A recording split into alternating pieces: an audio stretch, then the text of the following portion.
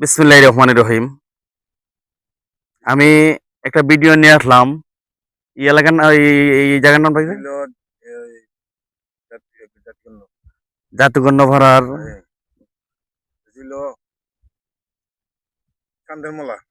জাতিগণ্য ভাড়া চান্দামলা মিলাইয়া সবকিছু মিলাইয়া এই হাওরটা ঠিক আছে না? সিলাহাঞ্জা ফঞ্জত লইয়া আমি কেন ভিডিওটা নিয়ে আসলাম, ওনার নাম আঞ্জব আলী। উনি একটু কথা বলবেন আগে আমি ভিডিওটা করা মানেটা তুলে ধরি। আমি বছর 2 বছর আগে শুনছিলাম যে এখানে ব্রিজের জন্য মাল আইছে, মালটা ফিরত চলে গেছে। এই হাওরের হাজার হাজার মন ধান বাগে এইসব এলাকার, এটা হইলো বান্ধে নদীর পাড়ে বাড়ি ঘর, এটা কোনো সরকারি ঘর না, সরকারি জায়গায় সব সরকারি।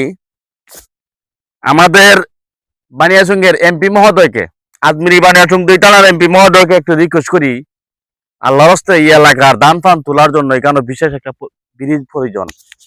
ব্রিজের মাল আইছিল কিনা এই এলাকার মুরব্বী চাচা কথা বলবেন। এখানে আইছিল ওনকা তো এই মালটা কোন সময় গেছে না গেছে আমরা দেখছি না, বলে মালটা এখানে আইতো, এখানে একটা ব্রিজ হইতো, এটা আগে আসিল, এটা মঞ্জুর হয়েছিল গিয়া। এরপর ওনকা দিয়ে কিভাবে গেছে না গেছে এটা আমরা বুঝতে পারছি না।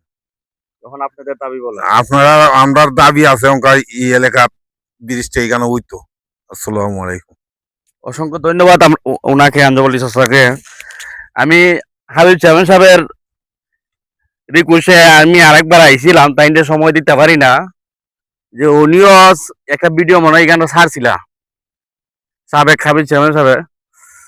মানে ই এলাকার সবার দাবি এখানে একটা ব্রিজ প্রয়োজন। নদীর দেখেন আপনারা হাওরটা কত বড়, দেখেন হাওরের ধান ফান উঠার জন্য সুযোগ সুবিধা নাই। ওই দেখেন বুড়াতে যাইতেছে না, বাঁশের বুড়া দিয়ে মুরব্বী চাচাও আইছেন, আমি নিজেও দেখলাম।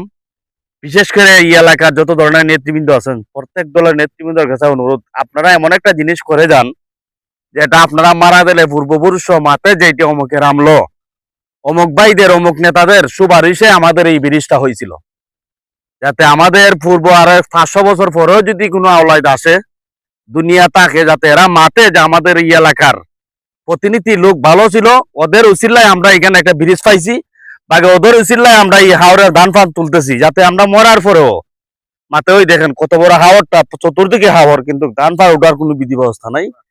এবং খালি এটা না, এই যে বান্ধে সরকারি বাড়ি ঘরে মানুষ থাকে, শত শত মানুষ থাকে, হাজার হাজার মানুষ থাকতেছে, অথচ এদের কোনো লেখাপড়ার সুযোগ সুবিধা তেমন নাই। এরা যাইতে হইলে পড়তে হইলে যাইতে হয় মানে সিলাহাঞ্জা স্কুলে নাইলে চান্দামালা স্কুলে, এখান থেকে এদের পড়তে হয়।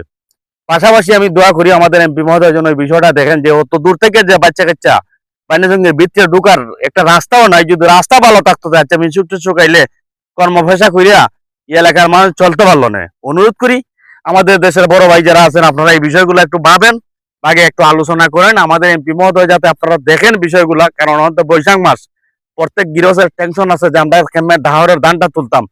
আরো শোনা শুনতেছি আবহাওয়া অফিস জানাইছে যে 2-3 দিনের ভিতরে যদি ধান ফান যাওয়াই তুলবার তুলেন বাদলি মনে হয় সপ্তাহ হইতে পারে। এটা আবহাওয়া অফিস থেকে আমরা জানতেছি, আমরা যেহেতু মোবাইল চালাই আমরা বুঝতেছি, আগে বিভিন্ন নেতৃবৃন্দের মুখেও শোনা যায় যে জানে না ঈদ বৃহস্পরের মানে কিভাবে ধান ফান তুলবো।